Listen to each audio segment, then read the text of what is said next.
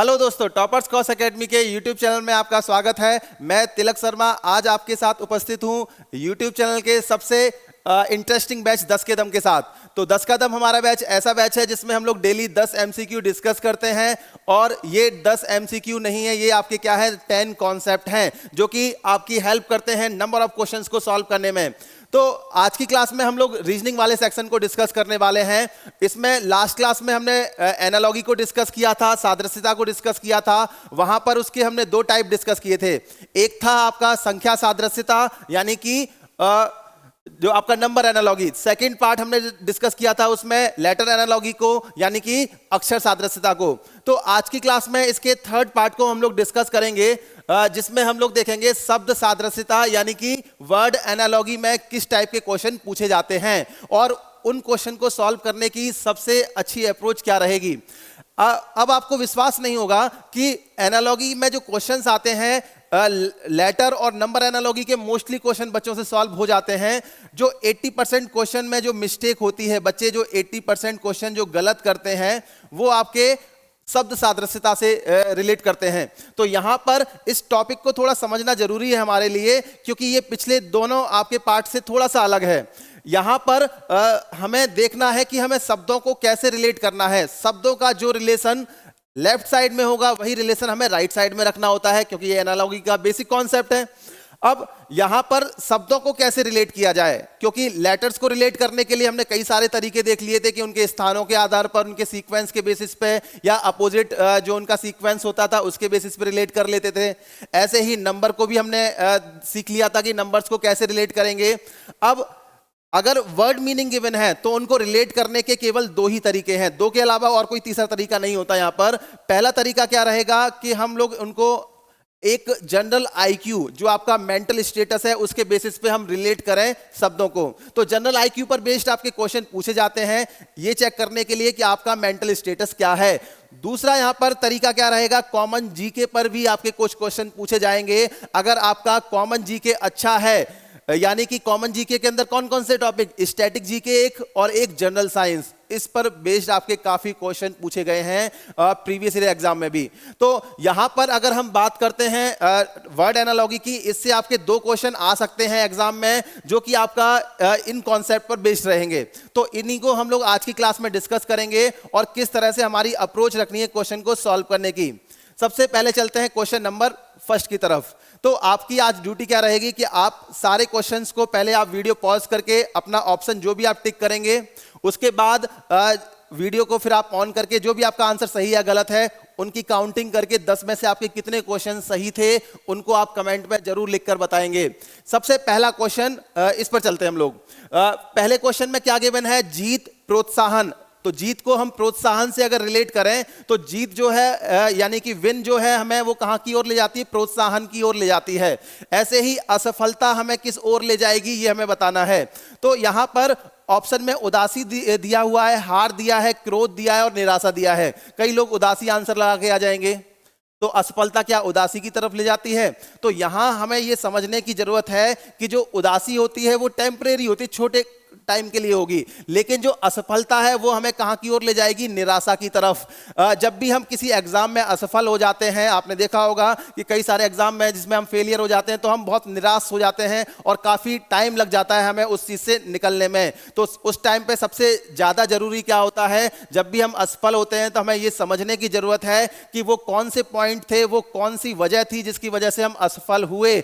अगर उनको हम समझ जाते हैं तो आगे हम अपनी सफलता का रास्ता खुद बना लेते हैं। तो इस क्वेश्चन का जो आंसर है वो आपका डी ऑप्शन निराशा सही हो जाएगा। आगे चलते हैं इसके नेक्स्ट क्वेश्चन की तरफ। सेकंड क्वेश्चन ये आपका साइंस पर बेस्ड क्वेश्चन है, जनरल साइंस पर। माइकोलॉजी ये क्या है, आपका स्टडी ऑफ साइंस यानी कि विज्ञान की जो शाखाएं हैं। आपको पता होना चाहिए कि किस जीव जंतु से लेकर वनस्पतियों तक की जो स्टडी की जाती है उस साइंस को हम लोग बोलते क्या हैं।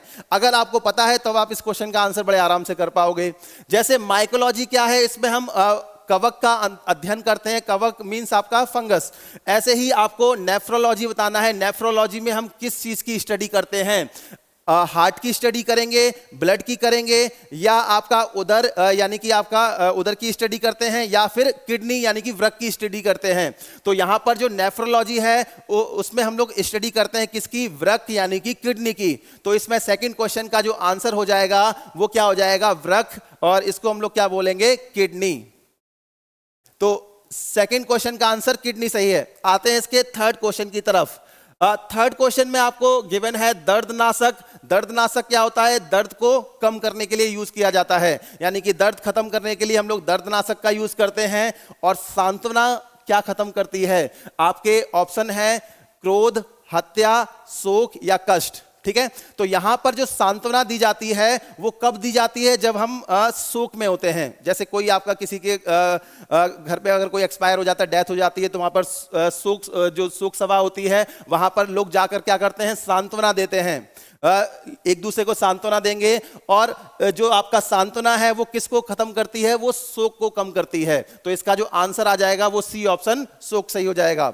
चलते हैं इसके नेक्स्ट क्वेश्चन की तरफ। नेक्स्ट क्वेश्चन में आपका शेर है वो गुफा में रहता है। ये भी आपके आईक्यू लेवल का क्वेश्चन है। शेर गुफा में रहेगा तो खरगोश कहां रहेगा?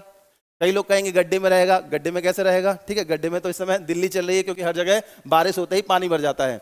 तो यहां पर जो खरगोश है वो कहां पर रहता है?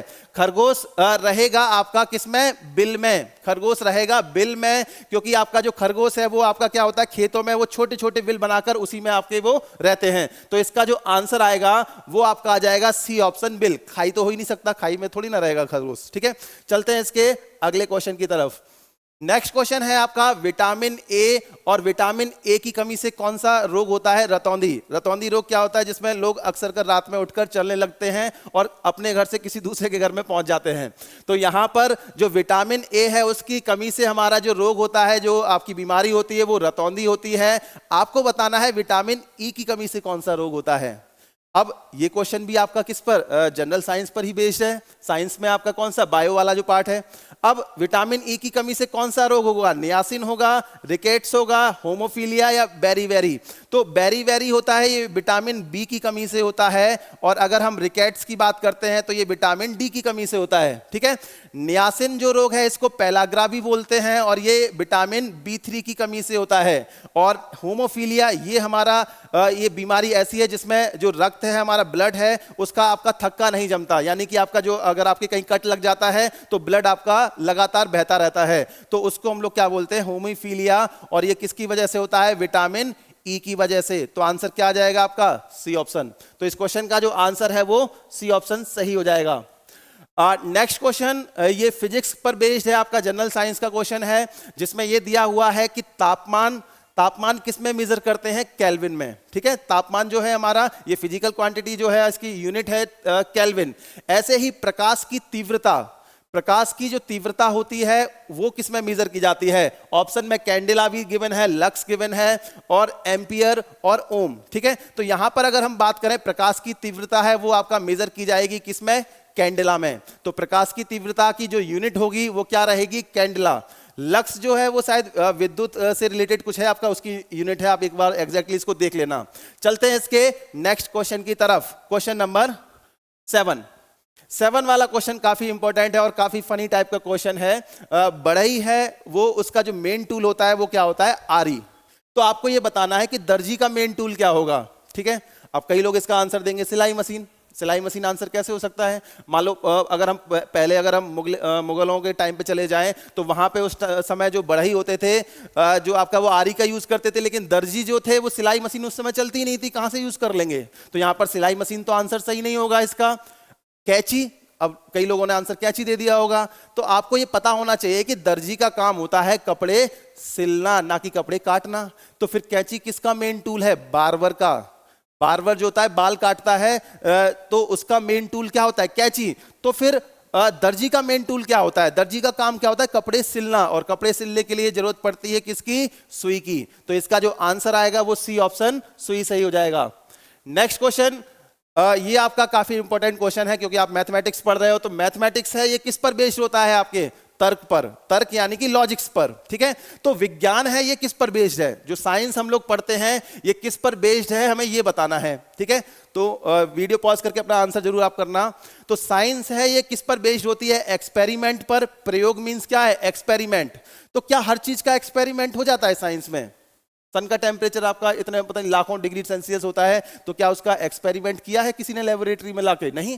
तो यहां पर एक्सपेरिमेंट आपका ये आंसर सही नहीं होगा। कई लोगों ने एक्सपेरिमेंट दिया होगा, आंसर प्रयोग, ना ही आपका लेबोरेटरी प्रयोगशाला सही होगा, ठीक है। वैज्ञानिक तो होगा ही नहीं। तो इसका जो आंसर आएगा वो क्या आएगा, बी ऑप्शन, तथ्य यानी कि फैक्ट्स। तो साइंस होती है वो किसको मानती है, फैक्ट्स को, यानी कि तथ्यों को। अगर तथ्य है किसी चीज का तो वो सही है, तथ्य नहीं है तो वो गलत है। तो यहां पर इस क्वेश्चन का आंसर आएगा वो आपका बी ऑप्शन सही है। चलते हैं इसके नेक्स्ट क्वेश्चन की तरफ। Question number 9। क्वेश्चन नंबर 9 में आपको गिवन है यूएसए। यूएसए आपका जो अमेरिका है, वहां पर कांग्रेस आपका दिया है। यूएसए से कांग्रेस को कैसे रिलेट करेंगे, उसी तरह से आपको रिलेट करना है ईरान और आगे क्वेश्चन मार्क को, ठीक है। अब कई लोग आंसर इसका बीजेपी दे रहे होंगे, लेकिन बीजेपी ऑप्शन में नहीं दिया हुआ है। तो यूएसए कांग्रेस, कांग्रेस है क्या, जो यूएसए की पार्लियामेंट है, जो संसद है, उसको नाम दिया गया है क्या, कांग्रेस, ठीक है। तो उसी तरह ईरान जो है, ईरान की संसद को क्या नाम दिया है, तो इसका जो आंसर रहेगा वो क्या रहेगा, मजलिस। तो मजलिस जो है वो ईरान की संसद को कहा जाता है। ये आपको पता होना चाहिए, ये आपके स्टैटिक जीके का क्वेश्चन है। चलते हैं इसके लास्ट क्वेश्चन की तरफ। तो लास्ट क्वेश्चन हमारा शराब अंगूर, ठीक है। ये शराबी बच्चों के लिए क्वेश्चन है जो आपके शराब पीते होंगे या फिर उससे आपका काफी रिसर्च कर रखी होगी, वो इस क्वेश्चन का आंसर दे सकते हैं अच्छे से। शराब अंगूर वोडका क्वेश्चन मार्क। तो यहां पर जो शराब है वो किससे बनाई जाती है, अंगूर से बनाई जाती है। तो वोडका किससे बनाई जाएगी, संतरे से, अंगूर से, टमाटर से या अनाज से, ठीक है।